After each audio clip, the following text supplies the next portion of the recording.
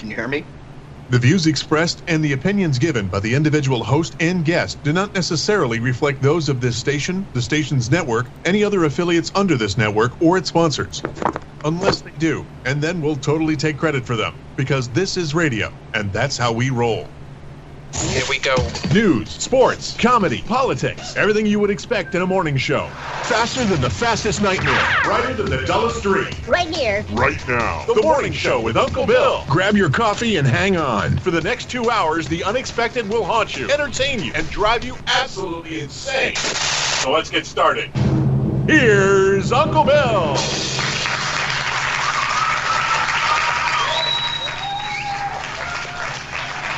Wow, man, I'll tell you. Oh, boy. Do we have a crowd today? We've got standing room only today here in the studio. I'm telling you, they're lined up against the back wall, and they are everywhere today. Good morning, and welcome to the Morning Show with Uncle Bill. And I am your host, Bill Vellante, a.k.a. Uncle Bill of BNNS Radio, where you can get real-time answers to all the things that you seek, like news, sports, weather, and politics, Christianity, whatever it is you want to talk about, we're here to talk about it. Today is Solving Your Electronic Problem Tuesday. Yep, Michael Nogby will be in today at 9 o'clock to answer all your computer questions. So get your computer questions together and ready to go, as Michael will be in today. And we are working on a new date or day that Michael will be coming in. Apparently Tuesdays seems to be a conflicting day, so we may switch to Mondays for Michael, but we're working on it, and it'll be a little more consistent when we do that. Want to welcome all you folks out there on YouTube, and apparently some people are having a issue with being able to find the live stream on YouTube. Well, Big D will tell you how to do that a little bit later as we get going right here with the morning show. And we will be back with the morning show with Uncle Bill, Big D, and our research analyst, Mr. Craig, right after this.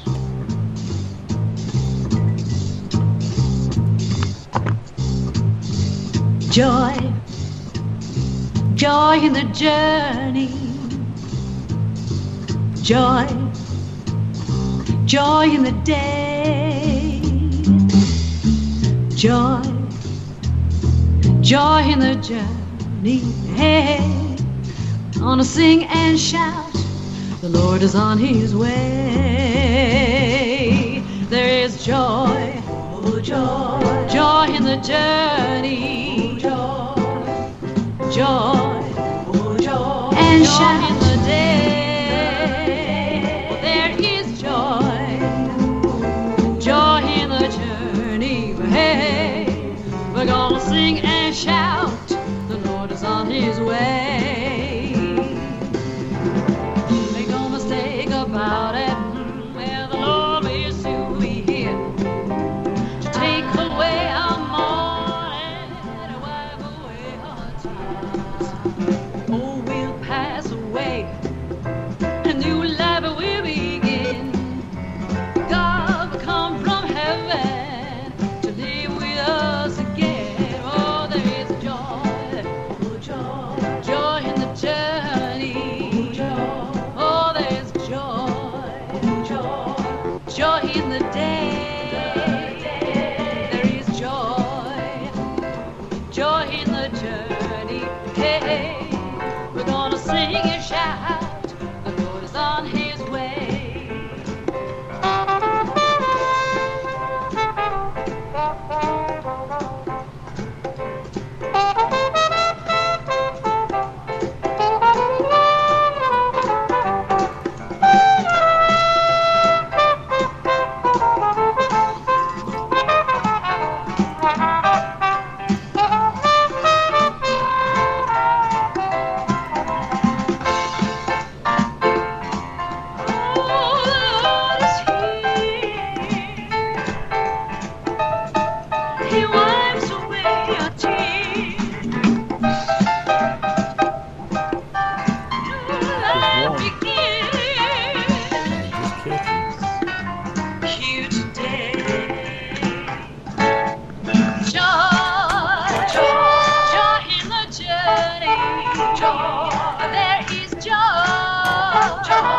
joy in the day. There is joy, joy in the journey. We're gonna sing and shout. The Lord is on His way. We're gonna sing and shout. The Lord is on His way. We're gonna sing and shout. The Lord is on His way.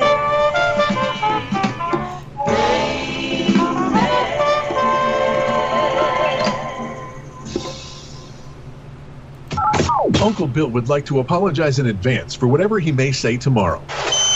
The Morning Show with Uncle Bill on BNNS Radio. All right, see, I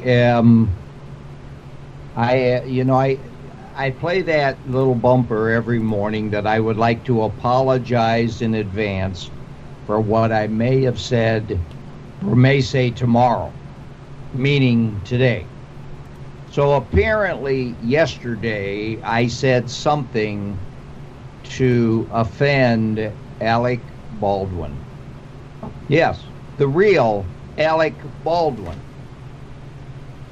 The real guy. That idiot that likes to play a mimic of Donald Trump, you know. But anyway, the reason I say that is because I don't know what I said yesterday. I don't know what we were talking about for sure that offended him. Maybe it was the condom issue. I don't know. But something really offended him yesterday because after the show was over and I came back to the studio to do Confessing Moments at 10:30, and I got back in here and I had a message on my answering machine. And I must warn you now, for those that have sensitive, tender ears out there, that I'm just going to play I made a copy of this phone message, and I bleeped out the bad stuff, but just go to warn you that this is the call I got yesterday. And now, Alec Baldwin calls into the Morning Show. I am going to get on a plane, and I'm going to come out there for the day, and I'm going to straighten your ass out. Do you understand me? Thank you, Alec. The Morning Show with Uncle Bill on BNNS Radio. Yeah, see, that was Alec Baldwin calling in. He said something. He's going to come out here and straighten my out, you know.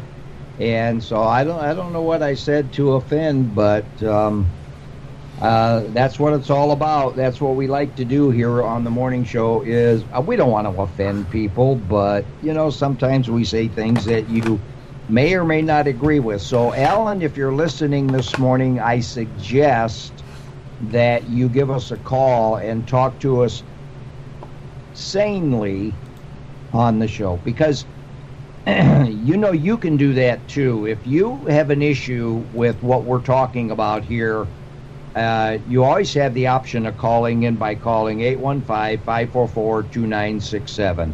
That's right, 815-544-2967.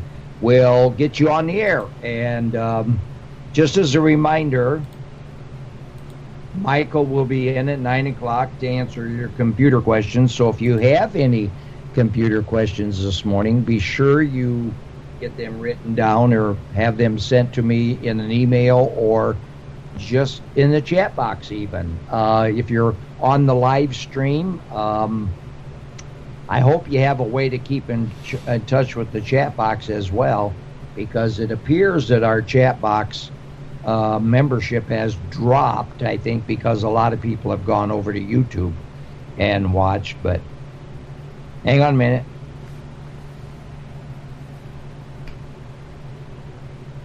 Sorry about that. Had to sneeze. Sneeze button.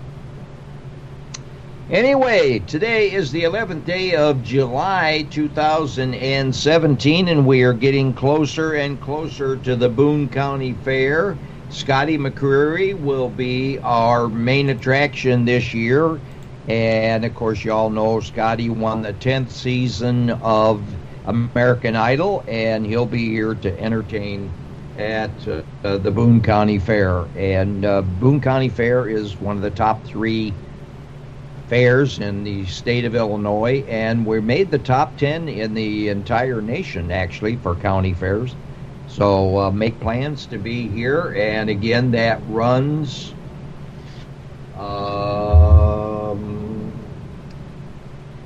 August 8th through the 13th, right here at the Boone County Fairgrounds.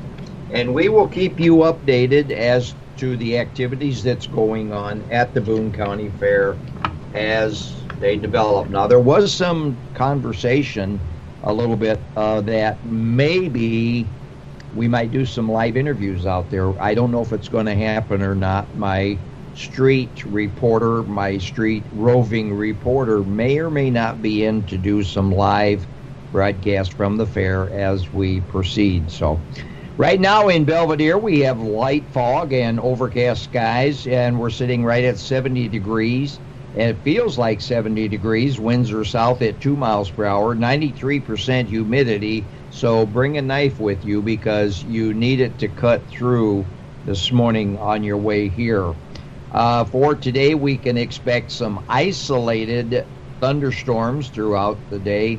High of 85 degrees, winds only 6 miles per hour, so it's not too bad. The humidity is going to be at 79%, and there's only a 30% chance of precipitation in the Boone County area, so it's one of those iffy things. If we do have a thunderstorm, it's going to be widely scattered and kind of iffy. So, without any further ado, Big D, Co-host on the morning show with Uncle Bill. right here on BNNS Radio. You'll wonder how you ever got along without him. Good morning, Uncle Bill. good morning, Big D. How are you? How are you, sir? I am tired. I didn't have a real good night's sleep last night. I had a lot on my mind, and I drank a lot last night during the water. But I drank a lot last night during city council meeting because they kept talking about rain and floods and all that kind of stuff, and it just made me more and more thirsty, so I kept drinking water. So that means I was up half the night watering my garden in the bathroom. Wonder why you put that flower pot in the toilet. Hey, I've got a question for you, Uncle Bill. Oh, we're going to start right away. Okay. Well, no, you said I'm tired, and every time somebody says, "Oh, I'm tired," I keep hearing that song that what's her name? The actress sang in Blazing Saddles. Craig would probably remember it. I'm tired of love uninspired. You remember it? Joining us also via Omaha, Nebraska is our research team and producer, Craig. Good morning, Craig. Good morning. How are you this morning? Don't say tired. Slow moving like normal. Hey, I want to ask you a question. Where is Britt, Iowa? Never heard of it. It's somewhere in the state. Really? You think? That's my invitation to Captain Obvious.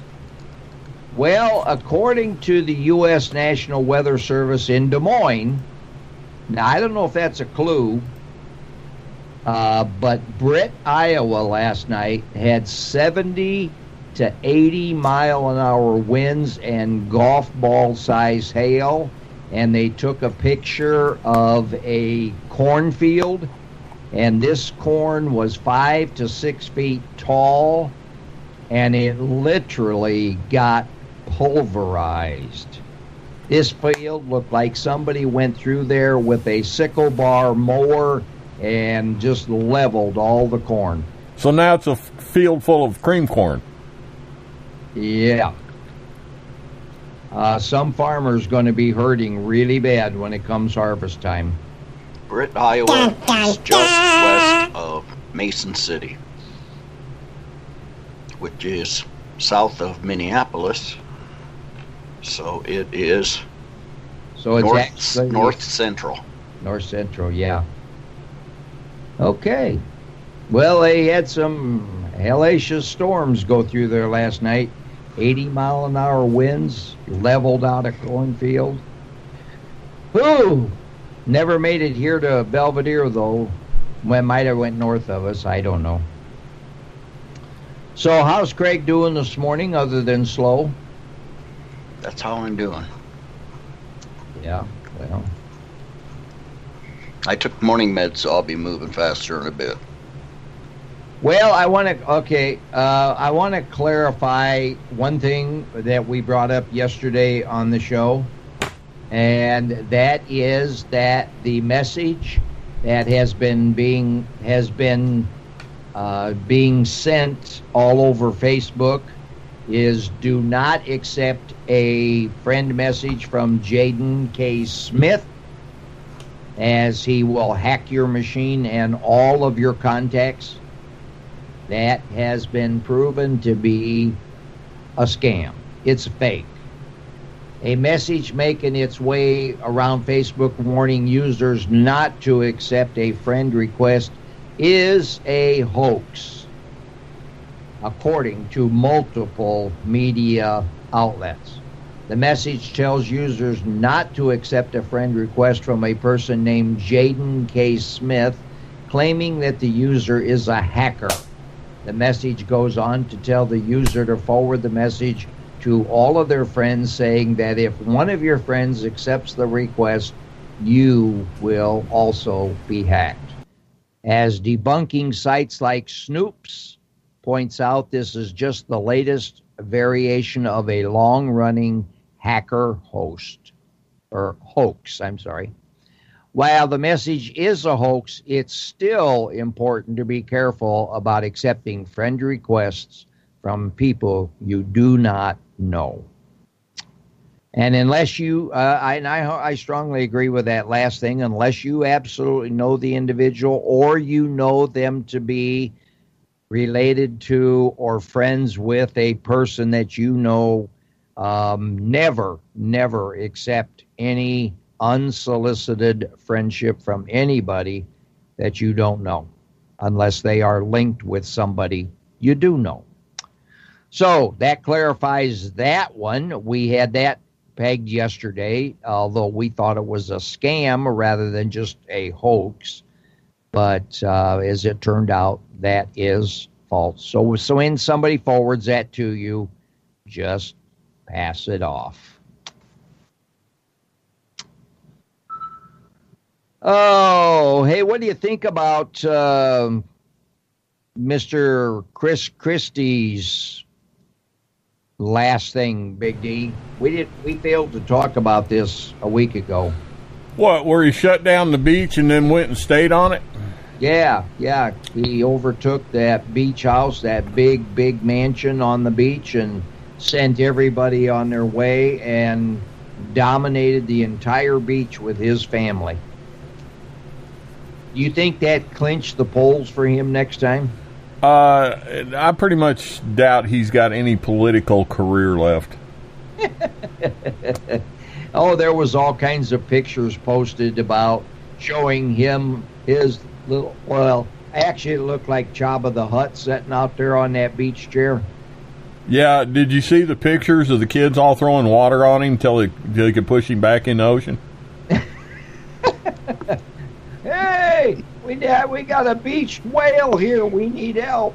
Hey, the last time I went to the beach, I had to dodge a harpoon.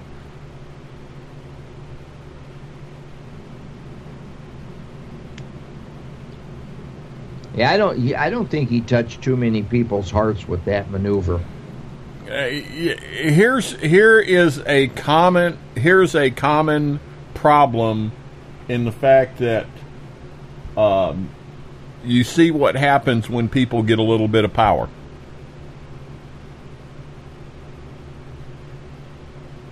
I mean, I have seen this so many times, Bill, where people get just a little bit of power and they let it go right to their head. I agree wholeheartedly. You know, and I don't. Why would a guy do this? I mean, why does he think for a moment that he could? I apologize. I've really got a bug in my throat this morning. I don't know whether it's the moisture, the dampness that we're suffering right now. I mean, everything is just soaked. The humidity plus the rain, and it's just really got me all gugged up. Anyway, what makes Governor Christie feel like he cannot sit on a beach with his constituents and still enjoy his time out in the sun? Well, I got to give him a little bit on that. Is when these people are recognized on the beach and everybody wants to take that as their time to go up and talk to him. No, I mean, Christie could. I'm sure he's got bodyguards. It doesn't matter. As soon as people would have started noticing that was Chris Christie, everybody and their brother would have headed that way. Oh, I'm going to tell him what I think. Well, you can put a fast end to that. I mean, all right, now take me for an example. Now, I'm a talk show host, and when I walk out the door, I've got people lined up out there just waiting to meet me. No, and that's different. I'm in a hurry. I know how to handle the people. Yeah, I do too. I fire 2 or 3 rounds off in the air. No. I just kindly explain to them that this is my... You know, I learned this lesson many, many years ago when I was on the police department. You see, years ago, and well, in some places it still goes on, but have you ever heard of graft? Graft? Graft. Graft. Yeah. Okay, y'all understand what graft is. You folks in the chat box, do you know what graft is? Yep, Perry knows. Okay. It was a very well-known issue back in the 60s, 70s, that law enforcement was heavily involved with graft. And that is taking something free, expecting something in return. That could come in the form of many different things. Well, back in the early days of my career as a law enforcement officer, I never had to pay for a cup of coffee. I could go into almost any restaurant, cafe, or eatery in Belvedere and get a cup of coffee as long as I was in uniform, and I never had to pay for a cup of coffee.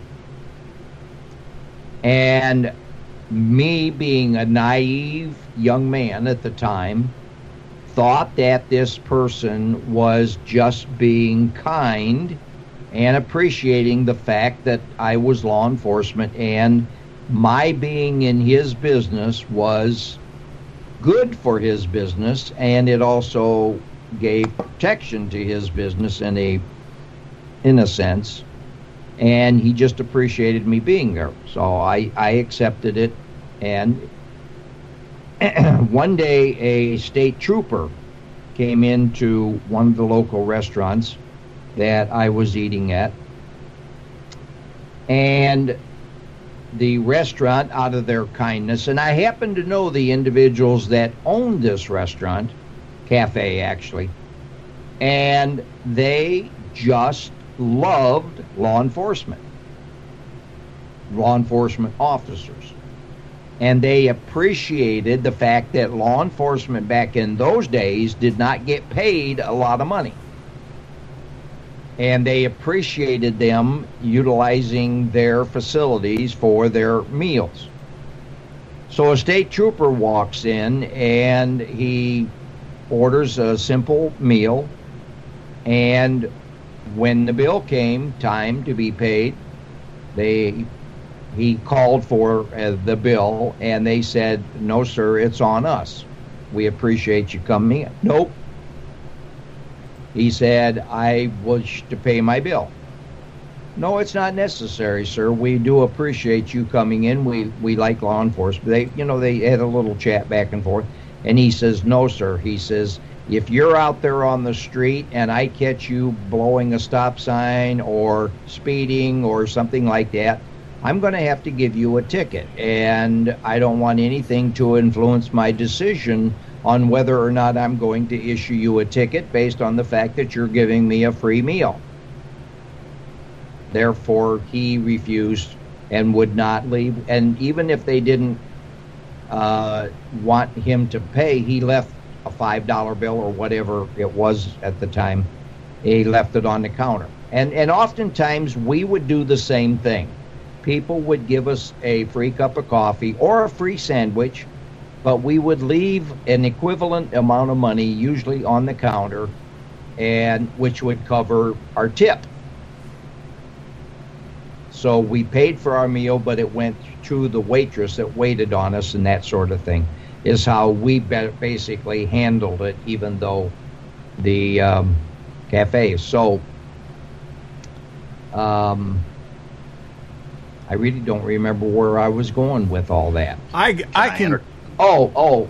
So with Christy, the same thing. I mean, you can say no to people, and then another police officer came in one day and sat down to eat, and like you said, right away, somebody came over and wanted to talk to this police officer about his run-in with the law or whatever, or had a legal question for the officer and so forth, and the officer stopped, put his fork down, and he said, look, he said, I work 8 hours a day, and I'm entitled to 2 breaks and a lunch. I'm on my lunch break. And unless this is an emergency, he said, I will listen to your complaint or your conversation or your question when I'm done with my lunch break, if you don't mind. He was very courteous, but he was simply saying, I am on my break. When you're at work, you take a lunch break and don't expect your boss to come up and tell you to go back on the line and do a few things and interrupt your lunch, right? Absolutely. And the guy, he was a nicer guy, and he said, I apologize, officer. I do apologize. And he then I don't know if they talked afterwards or not, because I think I left. But he made a valid point. I'm on my break. Unless this is an emergency, please allow me to take my break. So Christy could do the very same thing. Look, I'm on vacation, or this is a holiday. It is not a day for me to discuss politics or anything, or your complaint or anything else. Please contact my office. Here is my number. Call me, and I will be happy to discuss anything you wish upon my return to work. Now, why can't you handle it that way instead of shutting down the beach, which is, by the way, this beach was a very popular gathering place for a lot of people on holidays, but he took over the beach instead of just sharing it with people. Well, that's what I'm saying. I mean, these politicians get full of themselves, and I've seen it go all the way down to when I worked with the fire marshal's office. Boy, the minute you pin that badge on them, woo! You can take the most meek, mild person in the world, and they suddenly become a tyrant. And I've even in local politics, I've seen this. Small town. Boy, you make somebody the mayor of a city, and within a month, you thought they were a Greek god around here. We actually lost one mayor. Part of what she got not only fired for, but arrested for, was she would walk into a local restaurant, and then they'd give her a ticket to pay for a meal, and she'd tell them, I'm the mayor, I don't pay for meals, and walk out. I think one restaurant had like $400 or $500 on her. But that's a long story. Anyway, speaking of things like that, Uncle Bill, when I was with the fire marshal's office, we couldn't even accept a cup of coffee. We actually had it got down to an internal investigation because one of our inspectors would go to the same restaurant every morning, like you, get a cup of coffee, talk to the owner, and the owner, they went and looked, and the owner always passed his inspections. And somebody made a deal out of that, claiming that he was being bribed with that cup of coffee every morning. Well, see, that's where it started, Big D, was we would accept a cup of coffee because a coffee is a cup of coffee. Let's face it, it's just colored water. Doesn't cost them anything really to give you a cup of coffee, because when you take those 3 scoops or those coffee grounds and make 50 cups of coffee, and it just costs you pennies to give a guy a cup of coffee. Nobody made a big issue about the coffee, but when they started offering you meals or their lunches on us, that's where we drew the line, because we didn't want to set a precedence with them, and we didn't want the public to get a wrong opinion. That's why I said we left the money on the counter for the amount of our meal. And if they took it as payment for the meal, fine. If they gave it to the waitress, fine. We didn't care. At least we paid for our meal one way or the other. Well, it's I remember when police officers. I'm a firm believer there has been a push in this country that, unfortunately, many of the public have become unwilling dupes in. But there's been a push in this country to basically make cops afraid to do anything. Oh, absolutely. And it's perpetrated by groups like the ACLU.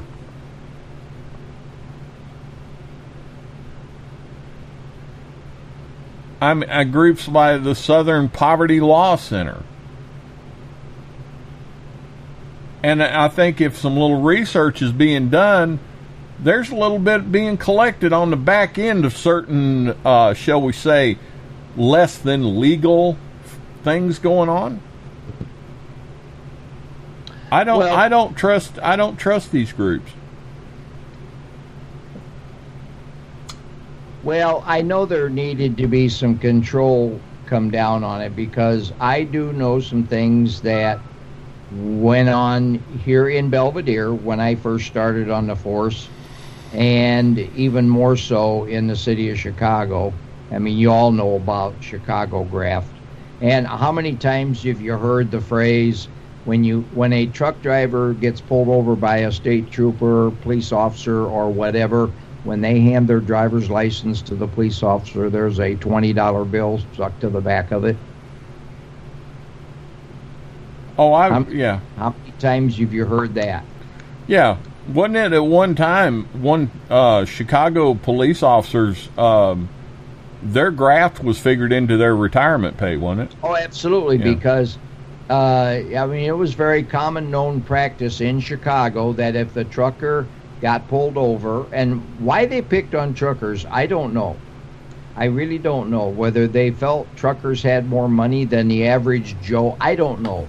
But if you handed a cop your driver's license, there was a $20 bill, and if there was not a $20 bill on the back of that, or some money on the back of that driver's license, you were stopped 3 or 4 times down the road, because they just got on the radio and they gave out the information of the radio of the truck, and every cop that saw that truck would pull them over, and they would get a ticket.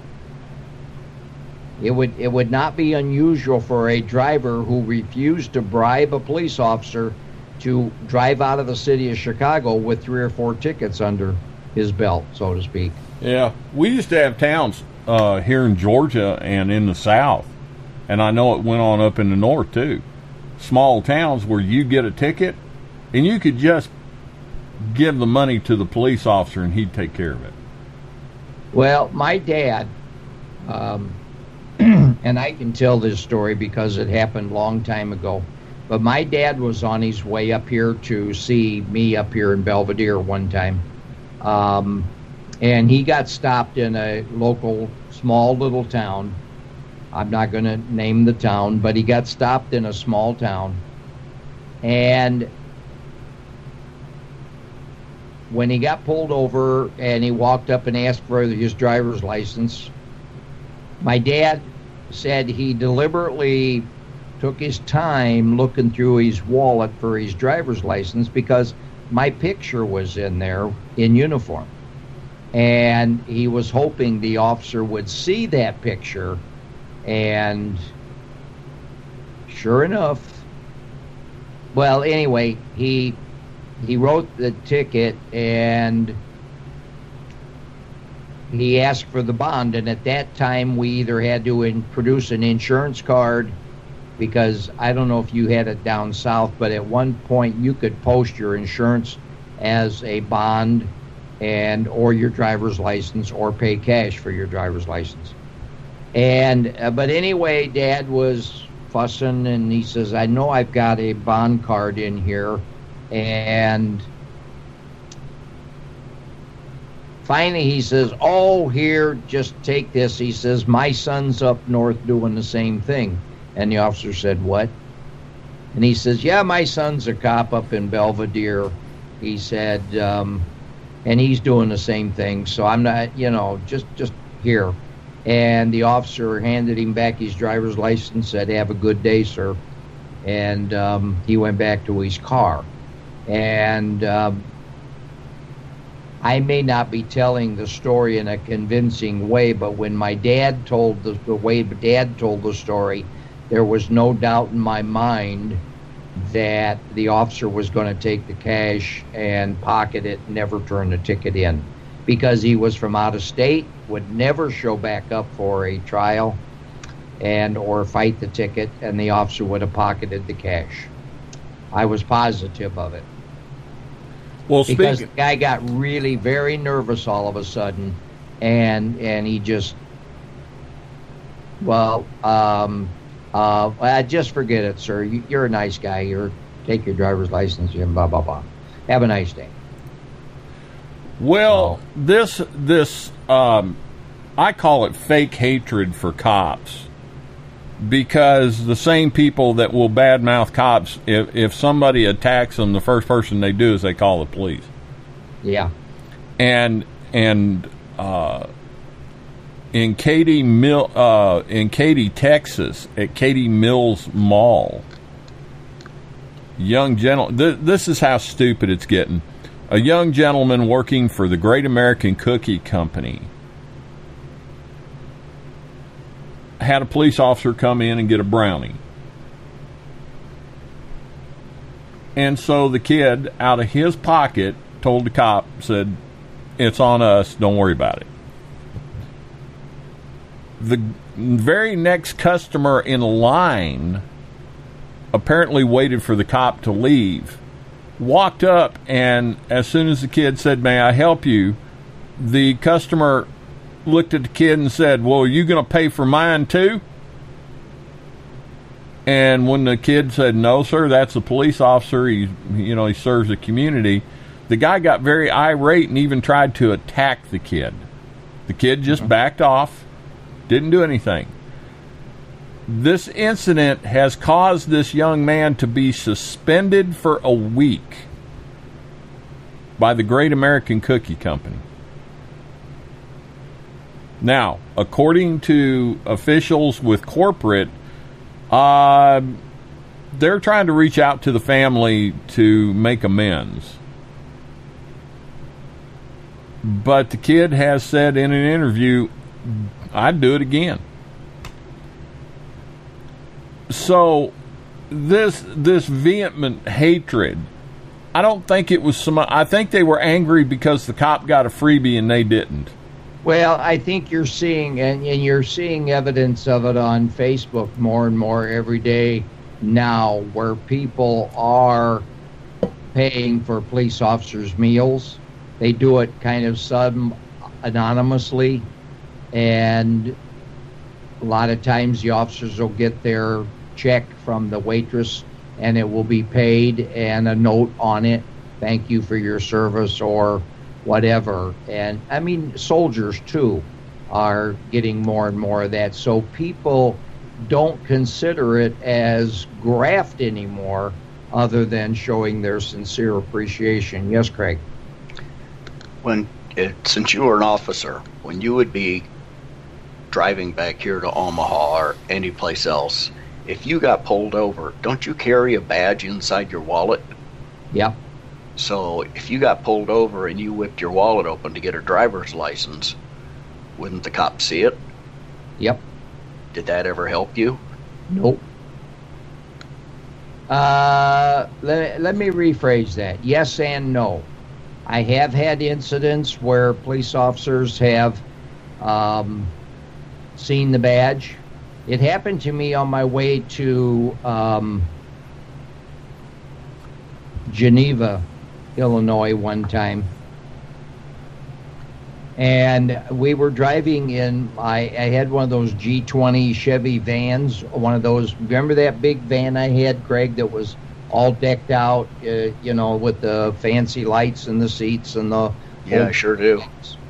And for some reason, that vehicle would not shift gears when it was going up a hill. If I was driving and if I was in cruise control and it reached a certain speed because I was going up a hill, it would automatically downshift and get you up the hill at the same speed. Well, for some reason, that did not work properly on that van, and we were on our way over to the casino in Dubuque, and I was explaining to the guy sitting next to me in the car that was a friend of ours, and I was showing him exactly what was happening. And we went down, there's a place between here and there where you go down a real deep valley and then up a very steep hill. And so we went down the hill, and cruise control will control your speed going downhill too. It doesn't allow, you might accelerate 5 miles an hour, but not that much. And we started up the hill, and I got it to the and my car went down to about 40 miles an hour. And I manually had to step on the gas to get the van to continue to go up the hill.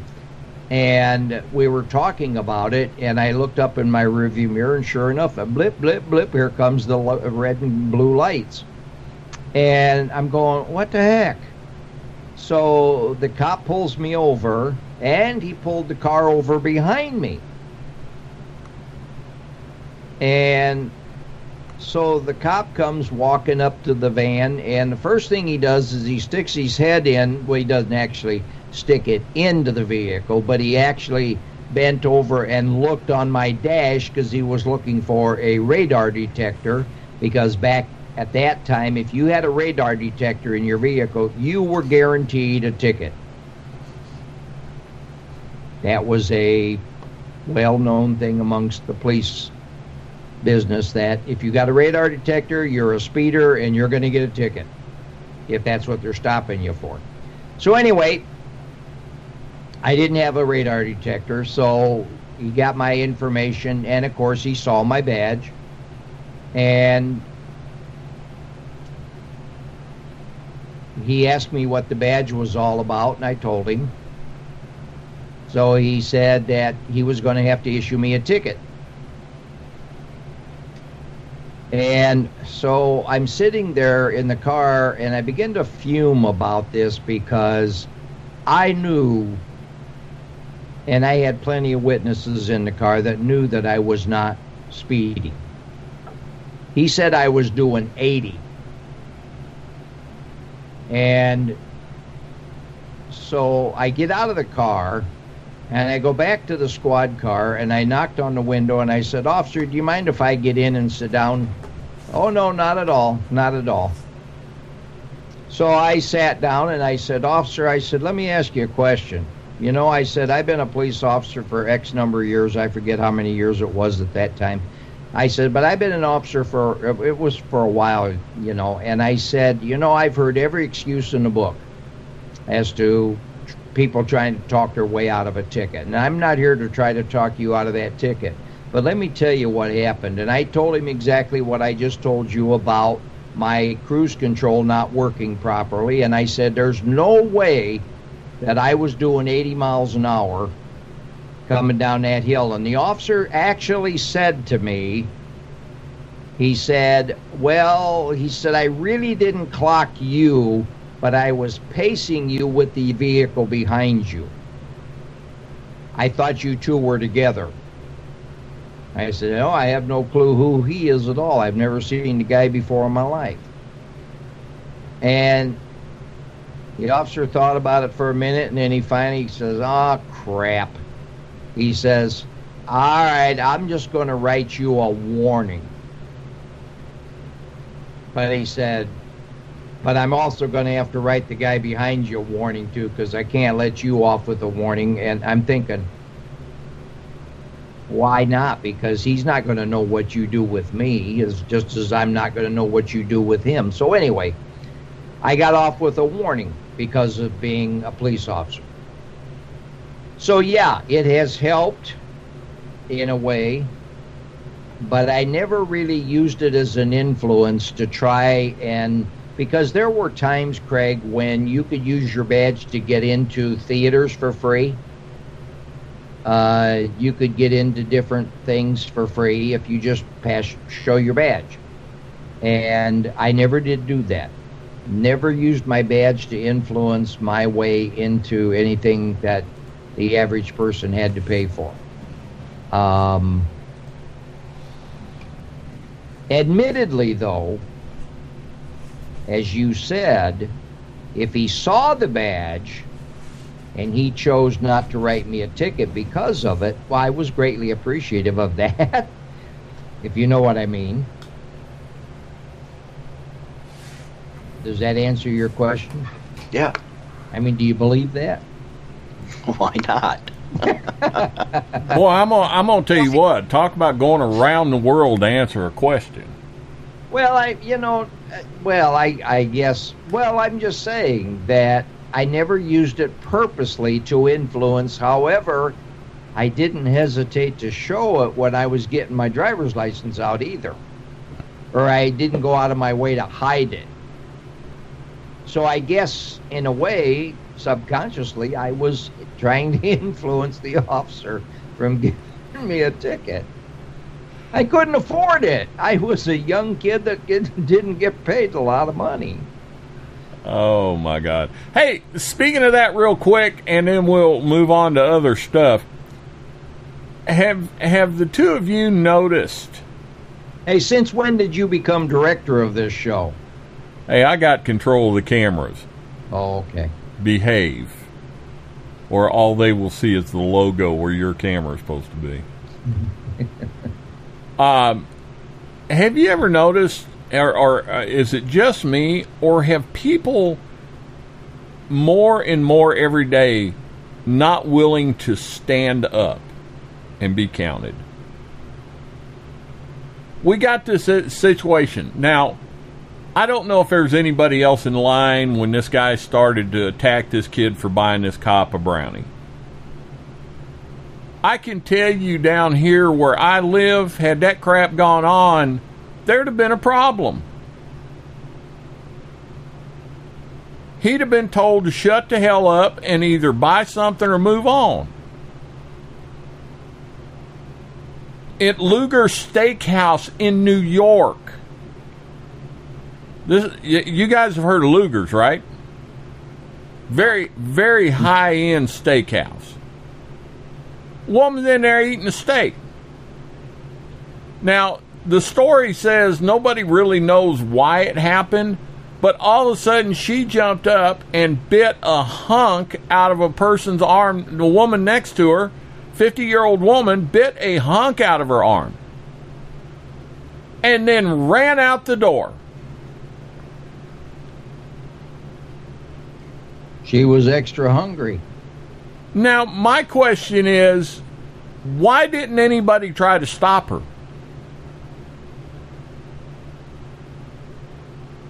Well, it happened pretty fast.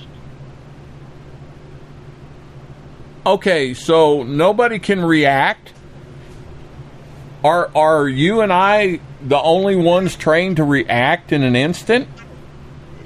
You know, this question has come up quite often, and Craig, jump in. Don't be afraid to jump in and interrupt me, Craig. But this situation has come up in the conversation quite often.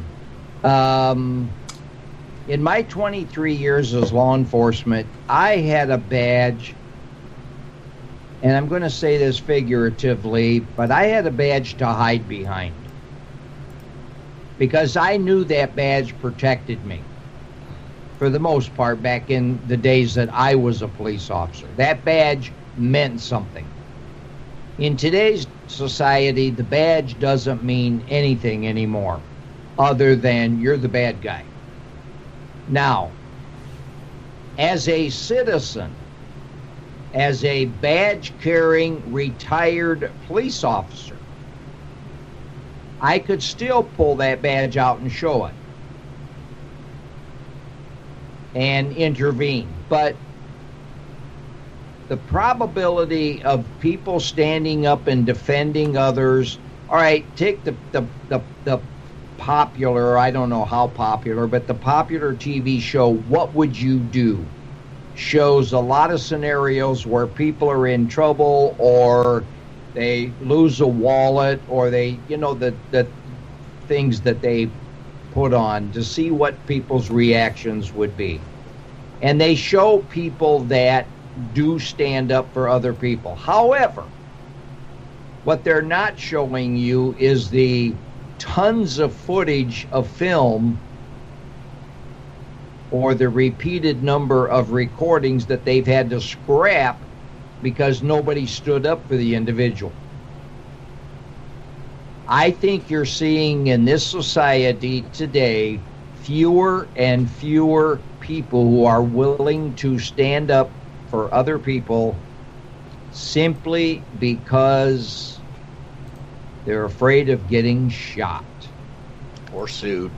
Or sued. Of course, there's the Good Samaritan law, which doesn't seem to be... That doesn't help with civil law, though. Well, yeah, it would, wouldn't it? Yeah, it does. But nobody ever claims the Good Samaritan law anymore.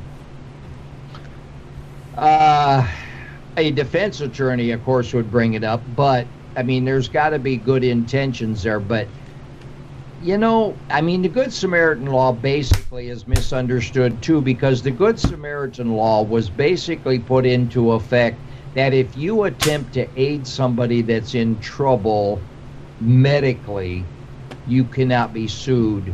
In other words, if a guy's having a heart attack and you decide to do chest compressions and you break a couple ribs, you can't be sued for that. But that did happen. Huh? That exact thing did happen before the law was in place. Yeah. That was used as an example for the law because some guy had a heart attack and someone was doing CPR and busted some ribs, and the guy in the heart attack sued the guy that busted his ribs. Right. Oh, guys, ambulance companies get sued for that all the time. Believe it or not. That's just horrible. I mean, trained paramedics, Bill, get sued. Well, that's because we live in a sue-happy society. Yeah. Everybody sues. I mean, look at the malpractice insurance doctors pay today because of frivolous lawsuits. I mean, we are a suit-happy people because it's a quick way to get money thing. And 99% of cases get settled out of court with you getting a substantial sum of money, and everybody's happy. And we all know it was a frivolous case, but it's cheaper. I've seen it happen here in Belvedere. It's cheaper to pay somebody off to call the case off. Well, look at the Catholic Church. How many people did they pay off to keep the long drawn out court hearing of these child molestations that were going on, to keep them out of the news? Was quicker. And Michael Jackson was another one. He paid off dozens of families to keep their mouths shut from keeping it in the news. So but that's it. Is so when I step forward, that's a good one, because anymore you're either going to get, like Craig said, you're either going to get sued or shot. And I think that's a genuine fear. However, there are a lot of good people out there that are still willing to help somebody in need. In other words, would I step in and take a bullet for somebody else? Probably would, if it came right down to it. If somebody was really being abused or something really drastic was going down, yes, I would probably do it. My wife probably wouldn't be too happy, but things like that do occur, and yes, I would. If it really meant a life or death situation for somebody else, yeah. That being said, we have reached the top of the hour, and Michael will be back here, or will be with us here in just a few moments at the 9 o'clock hour for the Solve Your Electronics Issues. And so get your questions out and be ready. We'll be right back. Peace is falling from the peace is falling from the peace is falling from the sky. Peace is falling from the peace is falling from the peace is falling from the sky.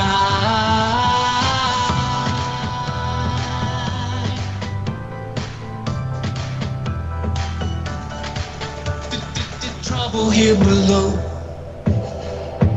ain't no big surprise, you know. He said it would be so, so don't you give up hope. There's more for you, I know. He promised it was so. Like a white dove breaks the clouds and falls on us. And like the sun, he breaks the clouds and falls on us. Peace is falling from the peace, is falling from the peace, is falling from the sky. Peace is falling from the peace, is falling from the peace, is falling from the sky.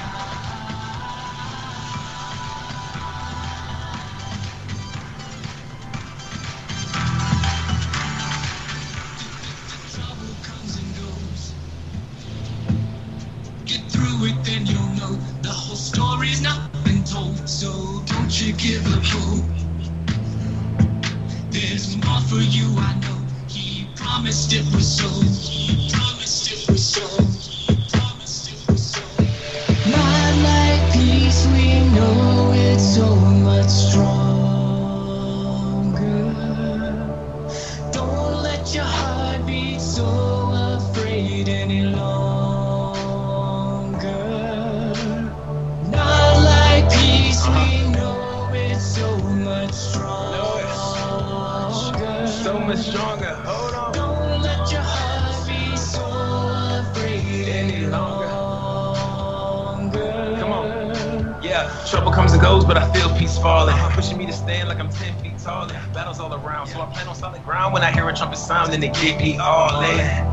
I know you would never lead me anywhere with intentions to leave. Never leave me. Trade my steps for your steps till I follow your path, and it makes it look easy.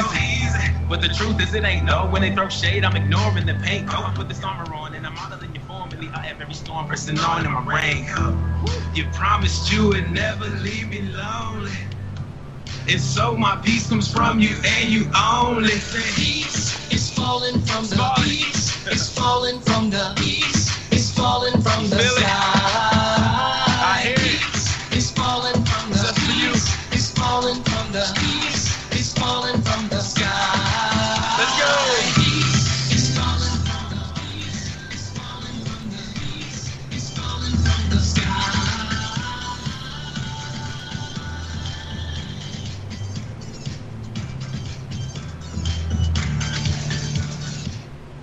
Alrighty, we are back here live in the studios at 221 North Main Street, Belvedere, Illinois. 815-544-2967. 815-544-2967, and it is time to solve your electronic questions. Michael Nagvi from Ada Electronics is with us here once again, and he is here to answer all of your questions that you have pertaining to computers or any other type of electronics that he's qualified to answer. So the phone lines are open, so if you have a question, please call in or jump in our chat box and ask your question. And Craig is gone because I know Craig's got a question for you.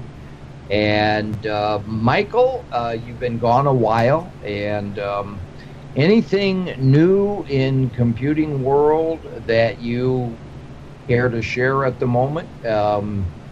What's this deal, actually, unless you got something else other than, but what's this that's going on right now with Windows 10 where this screen keeps popping up? They want to check your settings, preparing for the next big update.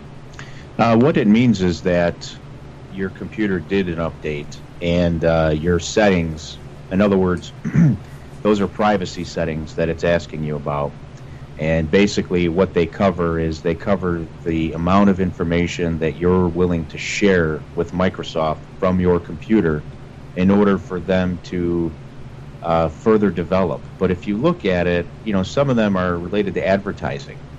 And so for me, I just tell everybody if they want to leave the diagnostics portion on just to kind of help them along because they need all the help they can get, let's face it. But when it comes to location sharing or relevant ads, I usually recommend turning that off because why would you purposely put yourself out there and, open yourself up for, anything like that? I don't think that's any of their business, but that's just my opinion. Other people might be willing to share everything. But that's another large Windows 10 update that took place. Do you think most people just they don't really look at it and read it and just click on it thinking, well, this is just Microsoft. They're going to do an update anyway, so they just click on I accept and go on? Well, I think normally that's the case, but in this particular instance, I've seen a lot of situations where people are calling me on this one because it looks a little intimidating, and when they see those screens pop up, they want to know what to do. So I've probably taken, I don't know, in the last week and a half, I think I've taken maybe 15 to 20 phone calls about that, and they say, hey, this thing popped up, what should I do?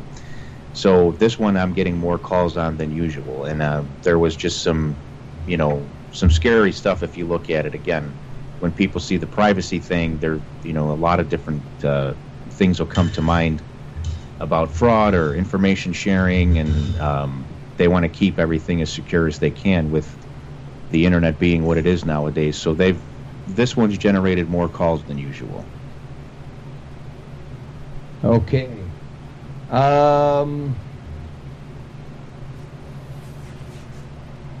So really, in that, when that screen pops up on the screen, it says, I accept or I don't accept. How do you know, how do you turn off certain things you want to share and what you don't want to share? Well, there's, I think, 5 or 6 different options if you look, and there's little slide bars on the right side of each of those questions. And if you click that slide bar, it'll go over to the off position. Not the ones that not the ones that popped up on my screen. Everyone the only that two options I had was either do not accept or accept. Right, at the bottom of it, it says cancel or accept. But next to those line items, there's a little spot, and if you're not really looking, you won't even pay attention. And they're hoping you won't because those are all preset to on. So if you look at those lines, there's a little spot on the right-hand side you can click, and it moves those to the off position. In other words, we'll just take relevant ads, which I think is the bottom one. What they're saying is, hey, we're just going to gather information about how you surf the internet, and then we're going to pop up advertisements that are relevant to things that you seem to have interest in. And so if you leave that on, then that will happen. If you click the little slider, which is pretty small, if you're not really looking, you will miss it. It'll turn that to the off position. Same thing with, apparently I'm guilty because I missed it. It came up on one computer so far. Mm-hmm. And the next time you see it, pay close attention because you can turn those things off. And I know that for a fact because I've helped about 15 people through it over the last week and a half. Okay. Craig, I understand. Did you ever get your problem solved, or you have a question for Michael? It's just a question. Way back when, and I'm talking 286, 386, 486 days. Are you familiar with the old DOS? Oh, yeah. Yep. Okay. You could take, and I'm going off of memory, it seems to me that you could take the weak 286s and put memory, above board memory. You remember what that is? It came on a board that you slipped in a slot. Yes. Okay. It was like a sort of like a PCI that you would see nowadays. Yes. Okay. You could take these cheap machines and somehow we linked them together to get a more powerful. You see what I'm going after?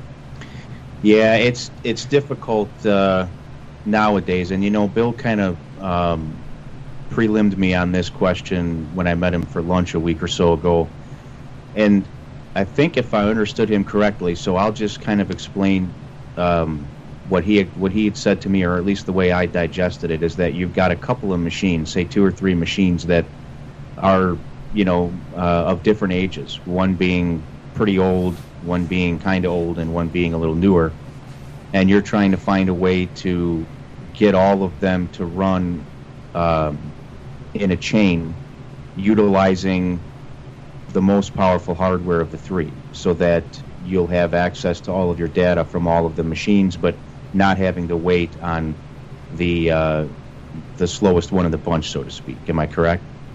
Well, I guess I was trying to add the processing together to make a faster overall system. I see.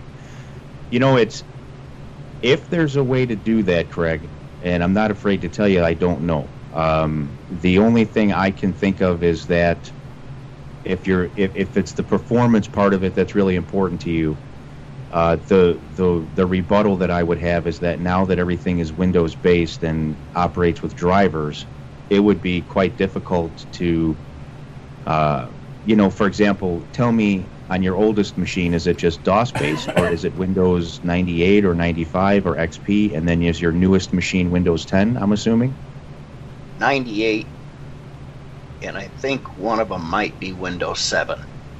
Okay. That's the range. Okay. So, there's different drivers for hardware for both. No. Sure. I was gonna wipe them and install one operating system. Okay. On it, every single one. So it would be running the same operating system. Okay, yeah, and you would want to make sure that you're able to get, first, before you would even do that, you'd want to make sure that you'll be able to get drivers for the hardware on all those machines that'll be for Windows 7. In other words, I would start with the oldest one, and if it's a 98 machine, I can almost guarantee you that they don't make Windows 7 drivers for it, because there was a humongous span of time between those two operating systems, and you had 2000, you had Millennium, and then you had XP in the middle. So it's really rare that you would be able to do something like that unless you found some generic drivers that would work. And again, that would be like buying a winning lottery ticket, honestly. It sounds like more of a headache than it's worth. It really is, because if you look at the system itself, and here's what would complicate things even more: is that old system, is that like a manufactured system like a Dell or an HP, or is it a custom machine that somebody built for you? No. They're all bought from the store. Okay, so I mean, you would just take that oldest system and whatever it is, if it's a Dell or if it's an HP, you would go support.dell.com or support.hp.com, type in the service tag number if it's a Dell or the product ID if it's an HP to get to that specific machine's support screen. And from there, you'll click on drivers, and then you'll have to select the operating system. And so if you take that oldest machine and you type in the service tag, if it's a Dell, for example, go to drivers and then look at the choices you have available for the operating systems, because that will tell you what operating systems drivers are available for. And I had, if I could interject here for a second, I had a doctor. Unfortunately, he had to break ties with the medical team that I was involved with, so I had to drop him, which saddened me greatly.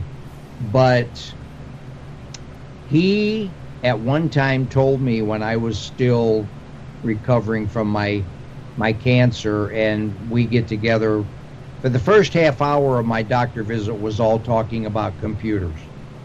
And then he would get around to examining me. But he said, you give me all the 286s, all the 386s. This is back in those days, Craig.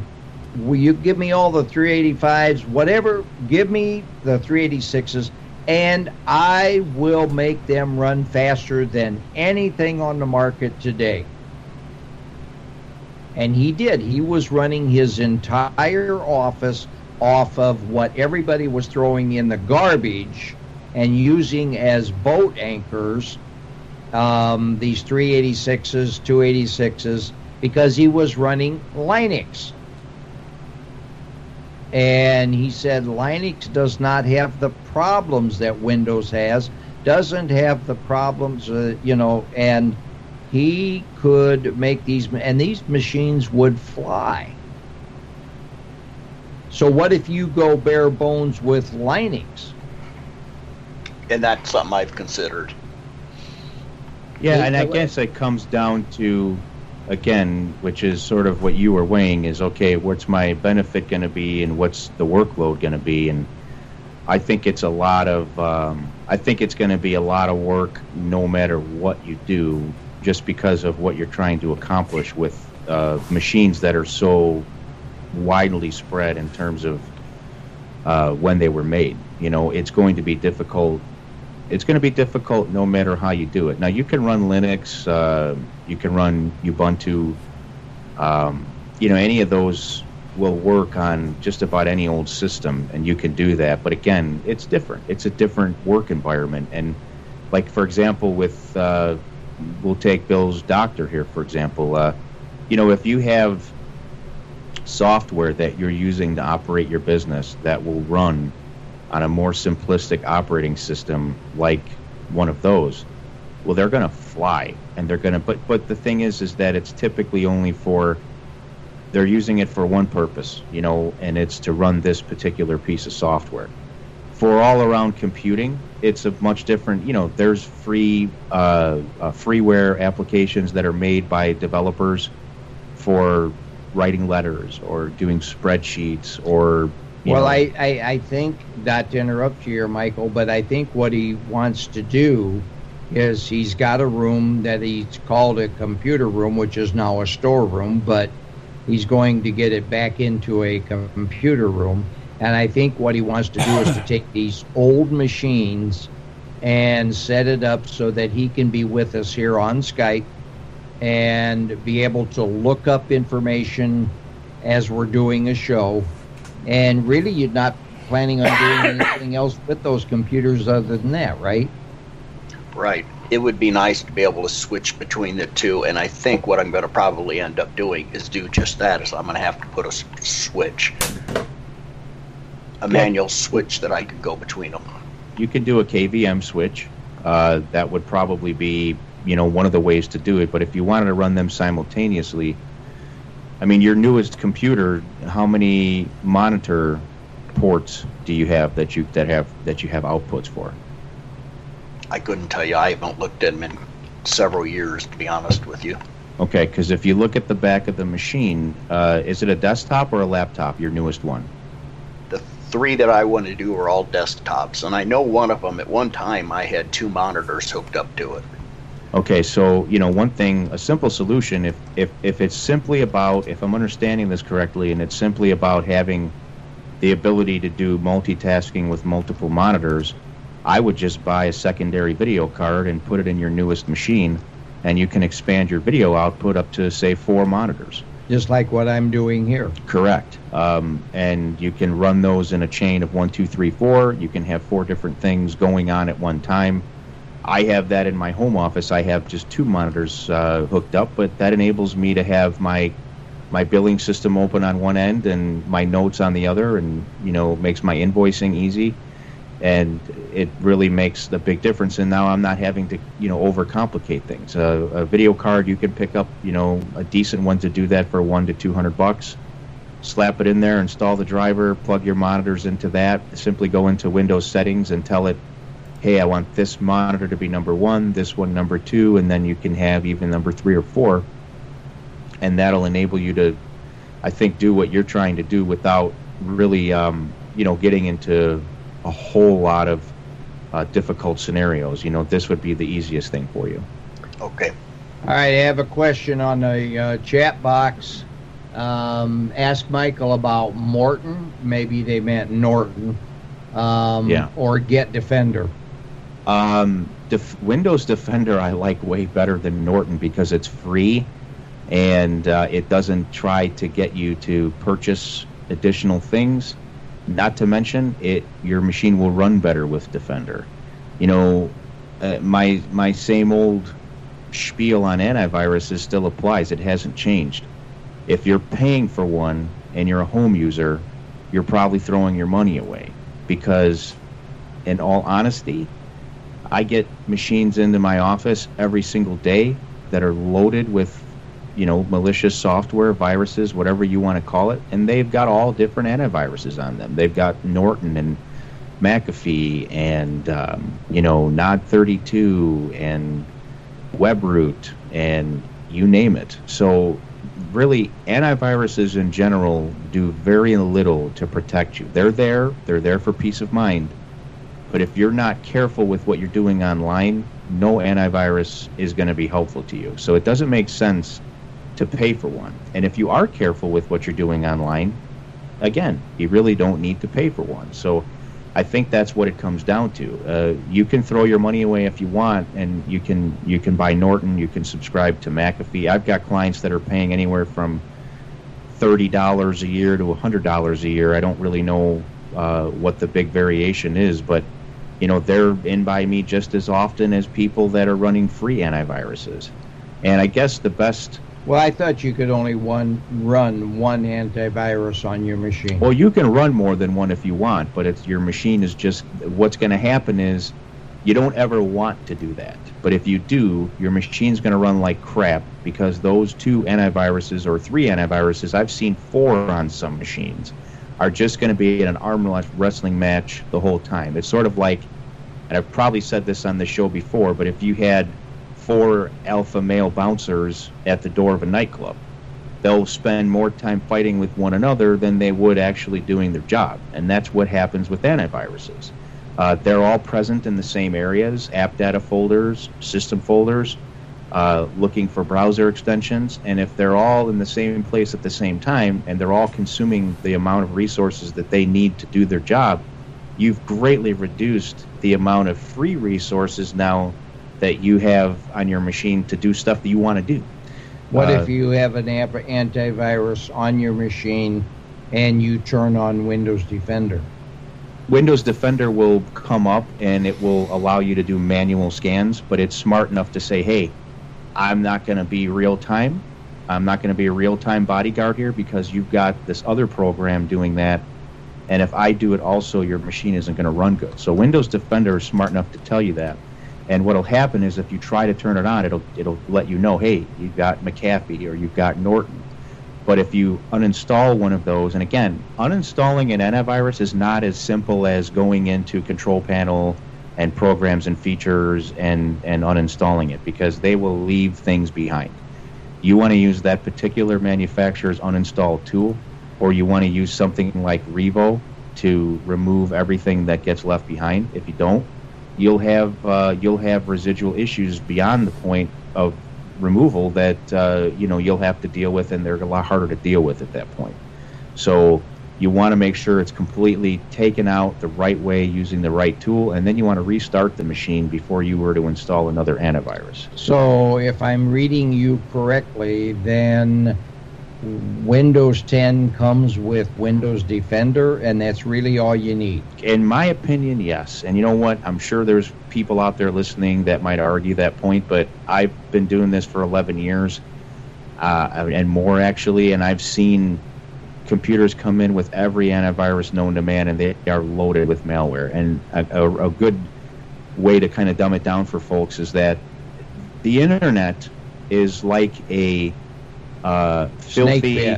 Well, it's a filthy pothole-filled dirt road, and our computers are our cars, and we're the drivers.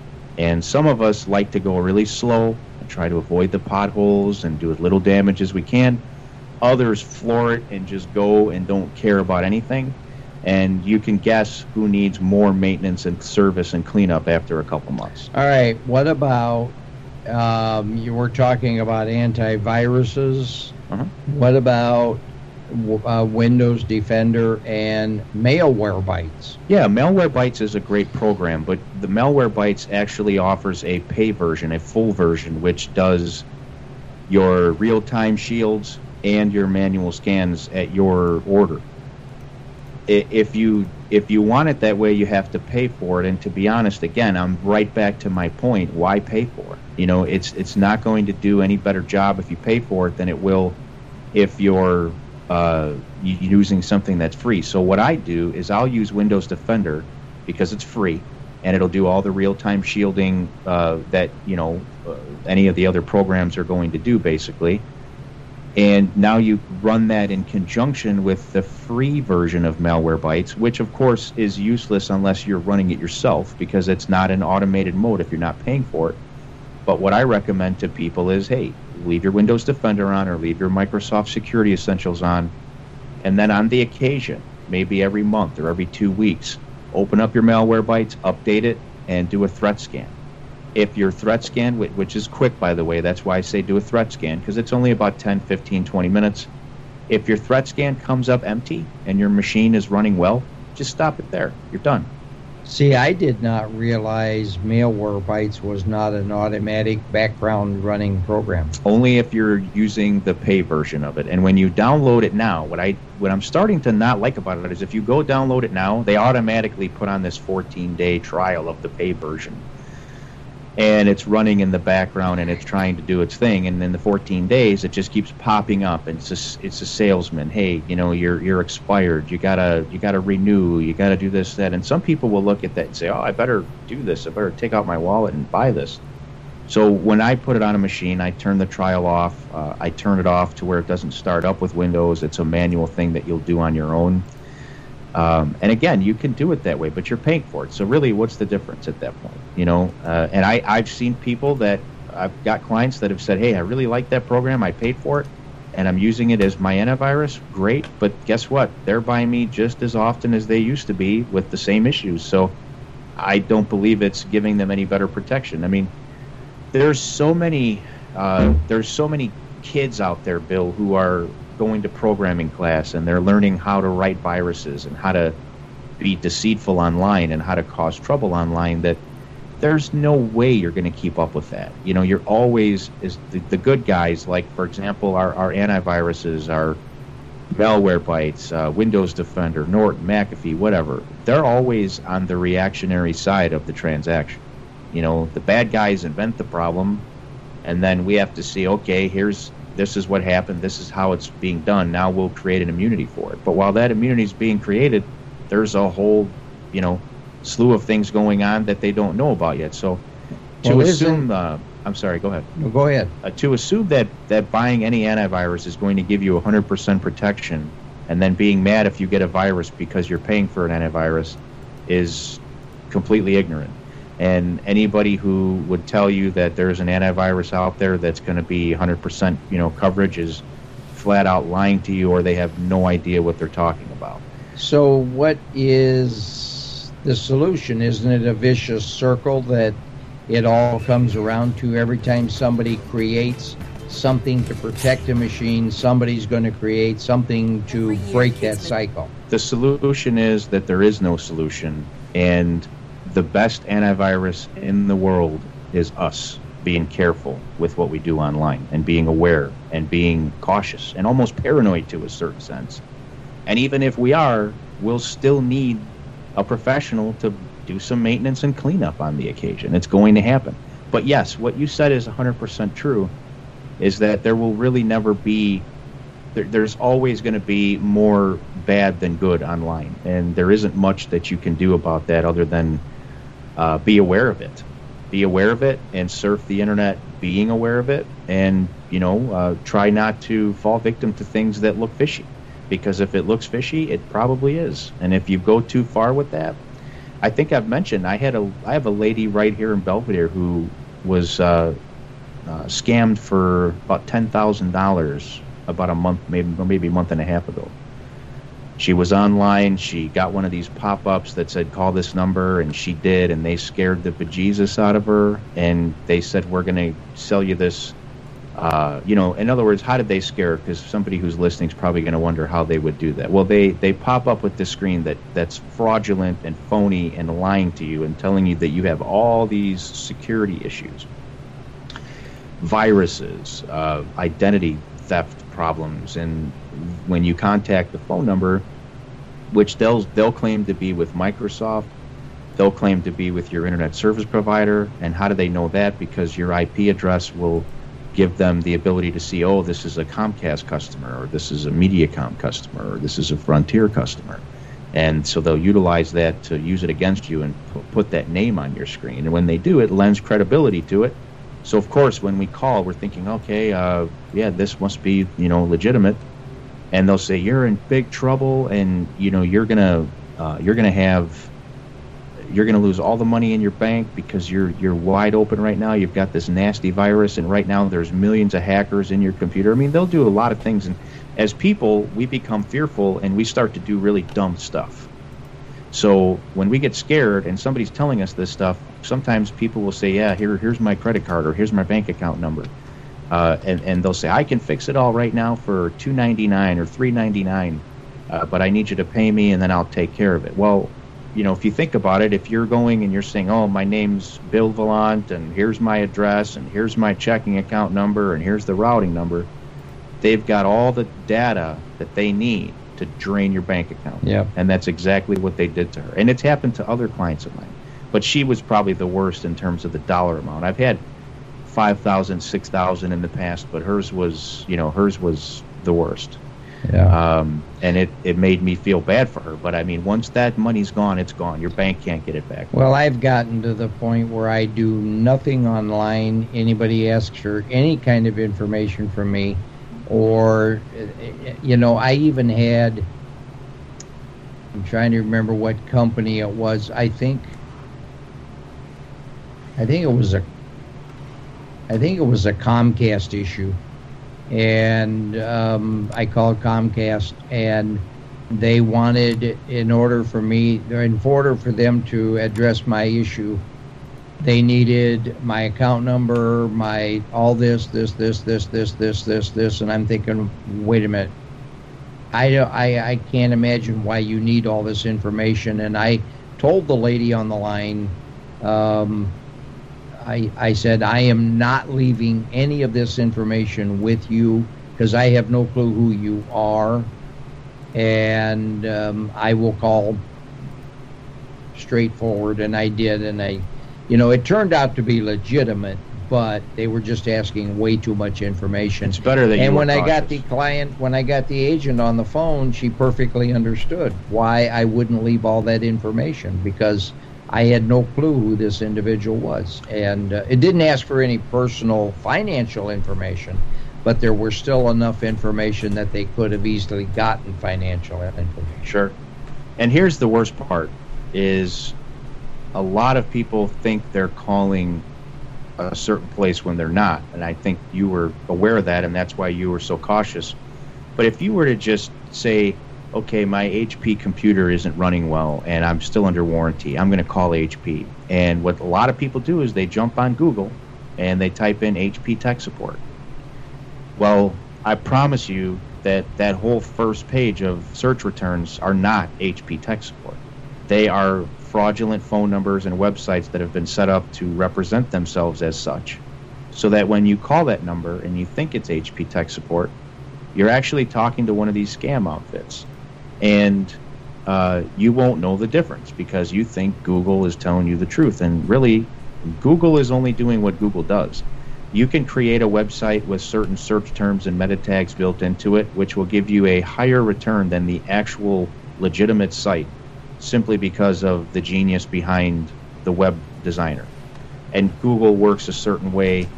The bad guys know how Google works, and they use it against itself to do these scams. So how does a person get around that to know that they're actually getting to HP or Dell tech support? You want to go off of any information you received with the computer, any paperwork. There's usually a tech support number, and if all else fails, a typical fail-safe, and it's not this way for every manufacturer, but a typical fail-safe is if it's a Dell, you simply open up an internet window and you go to support.dell.com. Or if it's HP, it would be support.hp.com. If it's Lenovo, support.lenovo.com. That will typically take you to their support part. But another way is just go to that manufacturer's website and then find the support tab and click on it. So it could be just Dell.com, and when you get there, click on the support tab, or vice versa with HP. So go straight to the manufacturer name rather than through Google. Correct, and do not type that into Google. Type it into your web address bar, because I find a lot of people don't know the difference. They'll have two places where they can type on their screen, and one's a search bar and one's the actual address bar. Be sure you're typing that into the address bar, because if you type it into the search bar, you're back to square one with that wide open array of risks that you're taking and not getting the actual place that you're trying to get to. All right, well, we've used your 30 minutes. Big D, you've been quiet through the last 30 minutes, which is totally unusual. Do you have anything? Well, it's easy to be quiet when you can't get a word in edgewise. Oh, shut up. Is that my fault or Bill's? Just say what you got to say. No, I was just going to ask, is there a really good piece of software to show me what my interrupts are? Interrupts what do you mean by interrupts? Well, I think that my IRQs, I think Windows has a problem with this, what's causing my Skype problem. But according, as Windows always does, everything's working fine. Yeah, interrupt request line software, that's such a rare thing to deal with. And typically if you get that, it's from some sort of a driver update or some automated update that took place and then changed the way your hardware and software are working. And it could be a Skype update, it could be a driver update, it could be a Windows update. But specific software to run a log of interrupt request line information, I don't. If you were generating actual errors that came up in the Windows log, there's a piece of software called Blue Screen View that's available for 32 or 64-bit, but that's not what you're dealing with. So for IRQs, I can't say that I'm aware of anything, and I mean, you might find something out there, but it's something you deal with so rarely, even in my case, that I've just never had to do that. See, I'm the guy that stumps the Mikey. Yeah, well, you have so much stuff going on your computer.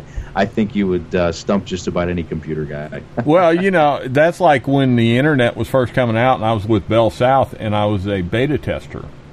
They actually kicked me off because I was reporting too many problems.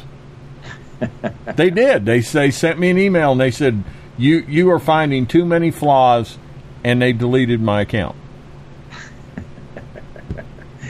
Yeah, I mean, IRQs are just not something that you see very often, and I'm sure there's a way to look it up, but again, I'm never afraid to tell you if I don't know, and this is one that I don't know. I haven't had to deal with it really. And normally, if you have that problem, before you even really determine that it's an IRQ, you've already healed it with some sort of a rolling back of a driver or an update, or some other standard methodology that somebody like myself would use to resolve a hardware issue, depending on what happened right before and right after and what the symptoms are. So, I mean, just not something that I've had to specifically narrow down often enough to where I've had to find a good tool for it. But there might be one out there. Again, use the Google machine. I would trust you to know what is and isn't valid on there. Just be careful with what you're reading and what you're clicking on and what you're trying. But there's probably something out there. Well, I'll just keep digging. I mean, I'm sure you've already searched, right? I'm guessing. Then you haven't found anything? I'm still searching. I gotcha. I found out you can change just a slight way you word something in Google and get a whole new set of results. Oh, yeah, for sure. That's why it's important to try different stuff when you're... A lot of times I'll just Google what my question would be, because a lot of times you'll find that the answer is on a forum somewhere, a tech forum, and somebody has typed that particular question in. So I would almost go to Google and type exactly what you asked me, word for word. Well, is there a good piece of software out there for IRQ logs? You keep mentioning Google. Is there any other way you can search besides Google? I mean, everybody puts their confidence in Google.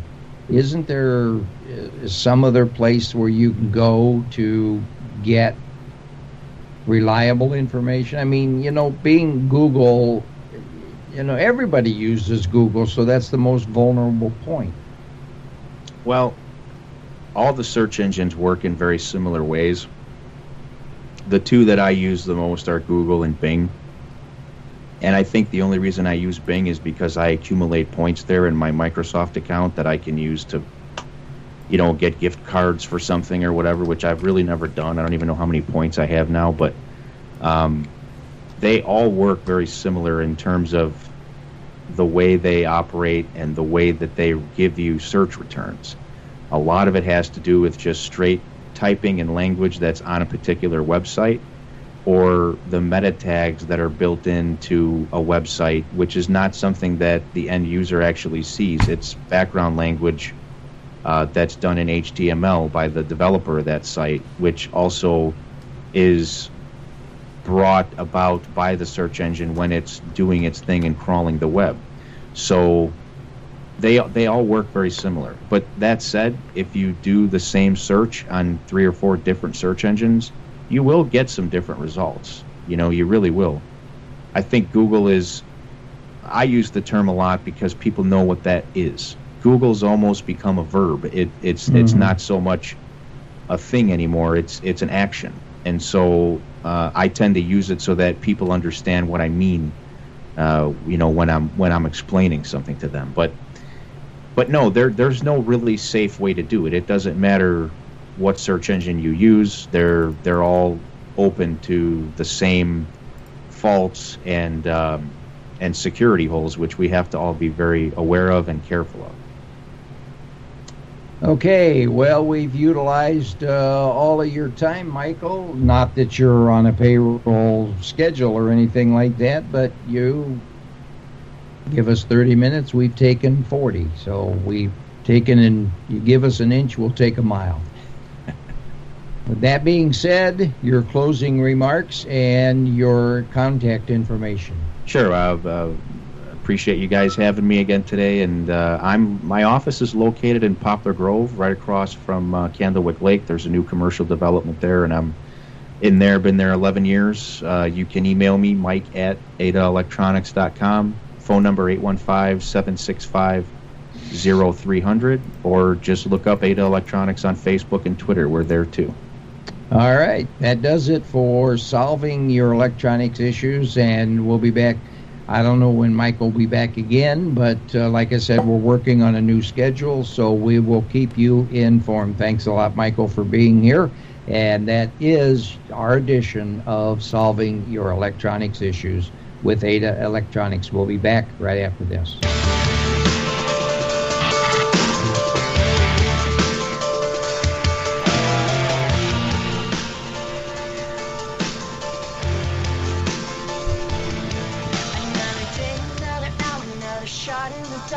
Another moment alone, so leaving's just how they are. And every time I see you, you're just walking away. Emotions flooding in like a hurricane. Another night, another story, another reason to stay. Another stream of broken promises, they're sounding the same. We'll have to get together, yeah, just give me a ring. We're starting to feel like a memory. Let me go. Could turn back time, then we'd be together. It's hard to breathe when it's so plain to see. The writing's on the wall, it's on the wall.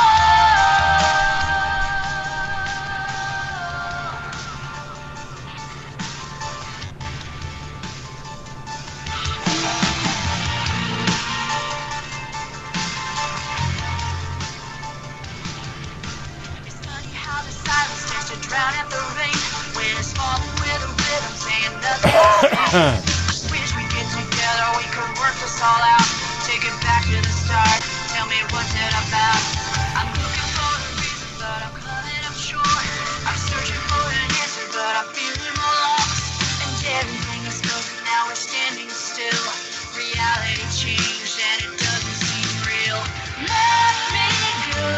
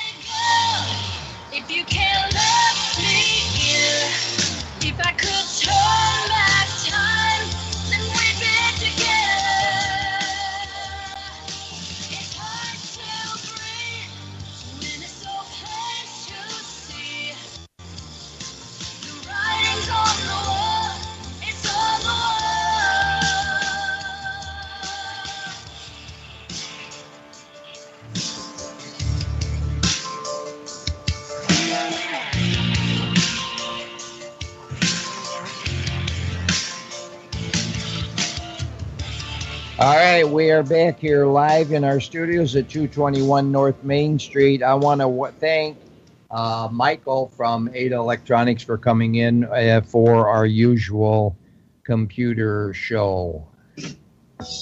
Whether looking to buy a vehicle or in need of repairs, State Street Auto Rebuilders specialise in restoration, street rod building, collision repair and towing, as well as being a used car dealership and rentals. Located at 420 Fairview Street, Belvedere, Illinois, State Street Auto Rebuilders have been in business since 1982. For quotes and service, telephone State Street Auto Rebuilders on area code 815-544-7013.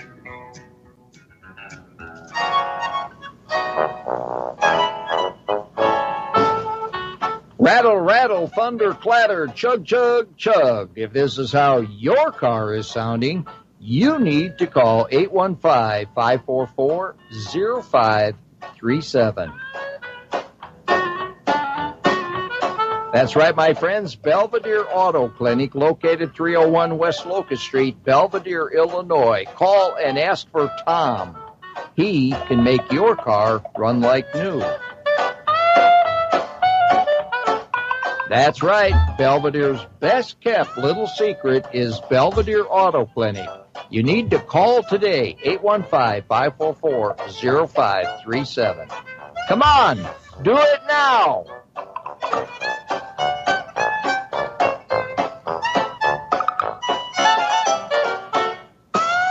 That's right. Do it now. Contact our wonderful sponsors and supporters. Tom down there at Belvedere Auto Clinic, 301 West Locust Street, and Mr. Kit down there on Fairview, and Michael and Pacemaker Foods, just to name a few of sponsors that are helping us out here at BNNS Radio to keep us online. And you can do the same thing by simply sending us check, cash, money order, anything that is monetary that will add to the coffers to keep BNNS Radio on the air. And you can do so by sending it to 220 BNNS Radio at 221 North Main Street, Belvedere, Illinois, 61008. And if you do send any kind of a check or that type of thing, please mention at least on the envelope or someplace for BNNS Radio. Otherwise, it goes into the general fund, and I never get to see it. So be sure to mark it BNNS Radio. We thank you for your support. We thank you for listening and being part of the show. 77 degrees now in Belvedere. Feels like 79 as we have a high humidity.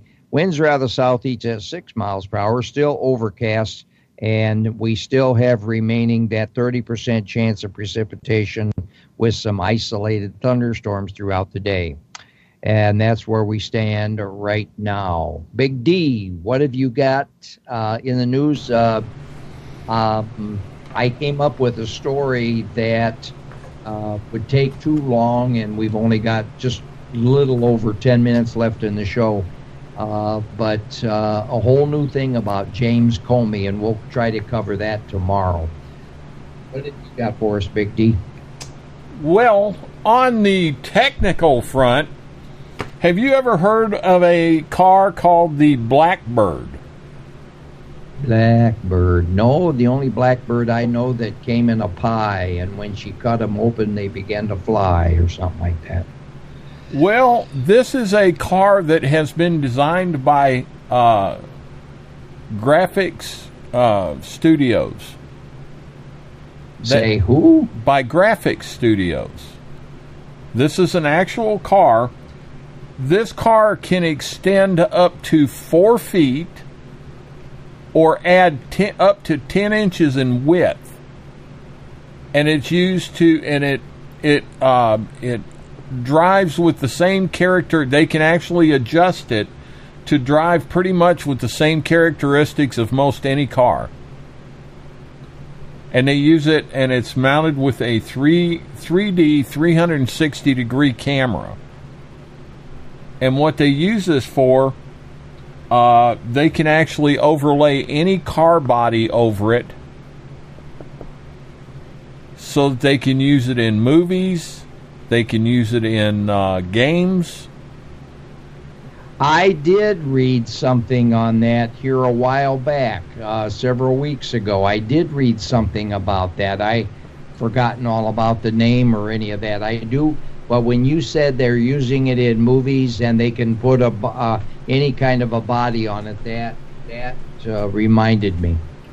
Yeah, it go to YouTube, check this out. It's called the Blackbird, and it's pretty interesting stuff. Also, check out. Wait a minute, Big D.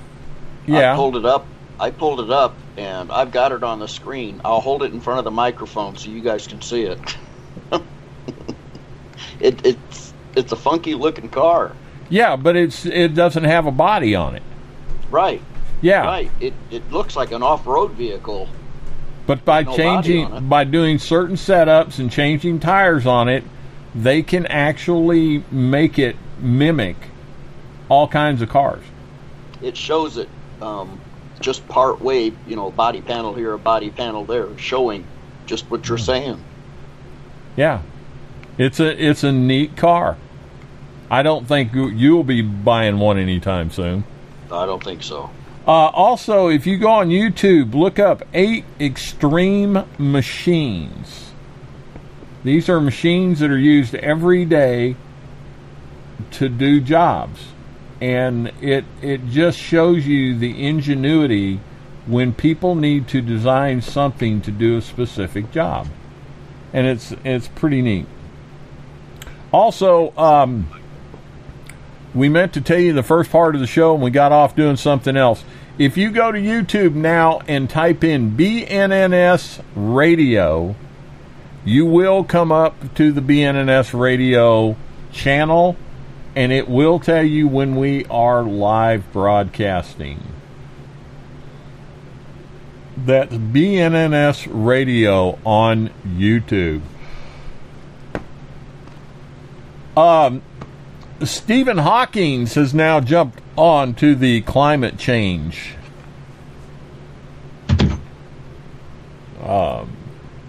Onto the climate change bandwagon.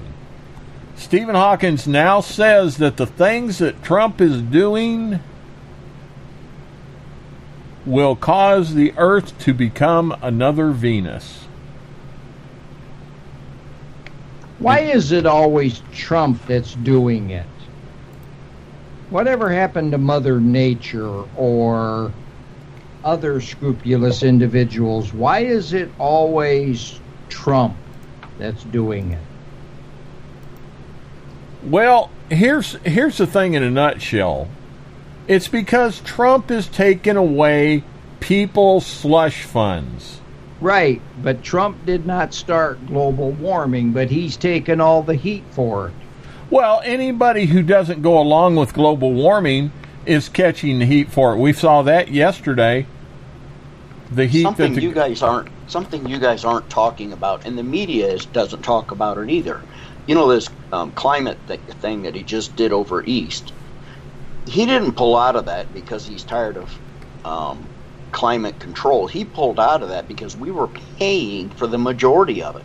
Yeah. So he's telling people this is nonsense. We're going to pay our fair share, and that's it. Well, we've got in this country, we've got rules, we've got regulations that are cleaning the air daily. And this is something that they cannot dispute. The air, the amount of CO2 in the air is not as high, or the carbon emissions are not as high today as they were 20 years ago. But here's the fact, and other countries see this. You've got countries like China and India who pay absolutely no regard to any of this climate stuff. Well, yesterday I read an article, and I tried to bring it up this morning, but for some reason the video doesn't want to come up. I don't know if they got removed or what. But as far as climate change was another, and I didn't really want to go into it a lot because we covered climate change a lot yesterday. But Iceland has got the coldest temperature that it's ever had. The average temperature right now of Iceland is running 40 degrees below zero. The average is 14 degrees Fahrenheit. Well, see, that's the question that I've been asking for a long time, and they won't answer. I've written emails to at least a dozen different climate websites, and they won't answer it. How can you explain that this is not a cycle that the Earth is going through? We've been through several warming trends. We've been through several ice ages. How do we know that this is not just another cycle that the Earth is going through. I'm not a climate. I'm like everybody else. I'm not a climate denier, but I'm not going to buy this stuff lock, stock, and barrel just because you say so. I'm not going to. Too many people, though, Big D, they see it as black and white. You either agree 100% with climate change or you deny 100% climate change. There's no in between in most people's minds. Well, here's the thing. I think Bill kind of alluded to this yesterday. You've got the people who started it, who came up with this theory.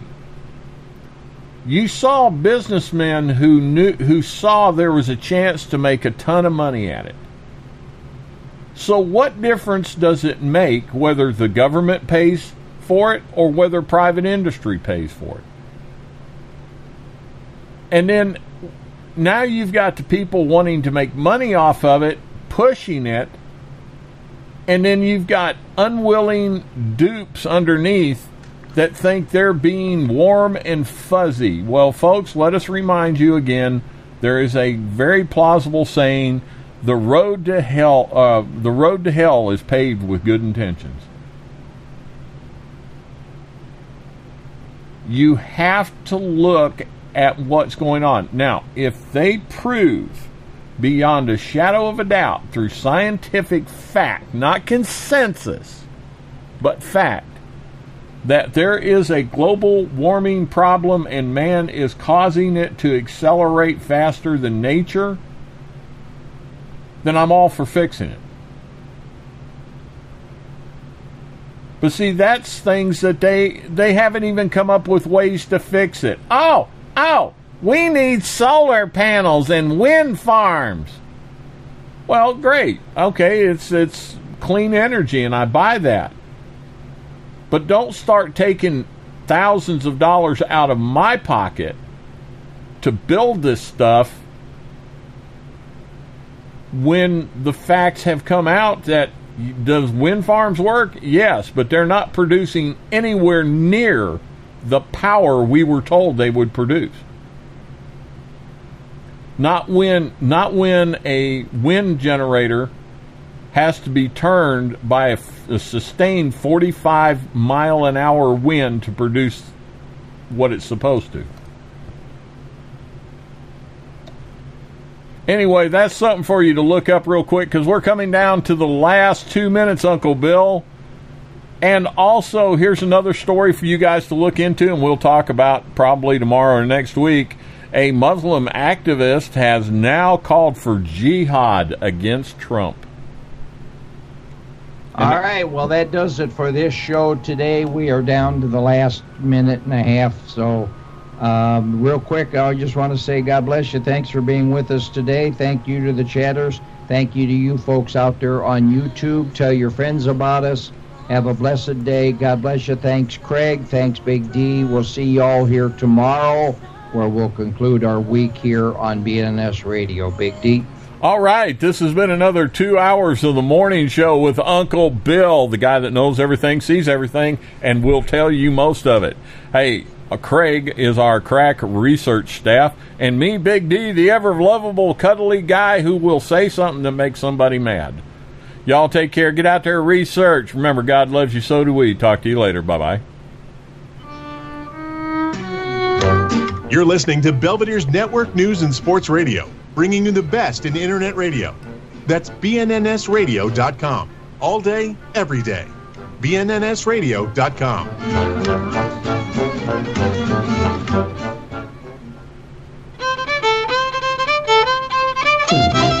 Stay tuned to BNNS Radio for more great shows like Cop Disclosure, The Morning Show with Uncle Bill, focused on mental health, and the ever-popular Belvedere Sports Huddle and Belvedere City Council. All here on BNNSradio.com and 87.9 on the FM dial. BNNS Radio. Radio of the future.